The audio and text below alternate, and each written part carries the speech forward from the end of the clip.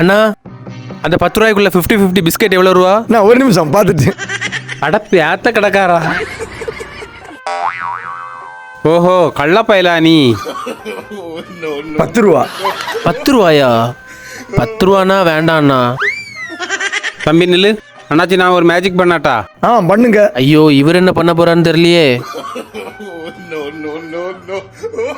சும்கலக்கா சும்கலக்கா. உள்ள பாருங்க தம்பி. மாட்டிக்கினாரு ஒருத்தரு. சூப்பரா பண்ணிட்டீல. இரவு உமக்கு இன்னைக்கு இருக்கு. அண்ணா நானும் ஒரு மேஜிக் பண்ணி.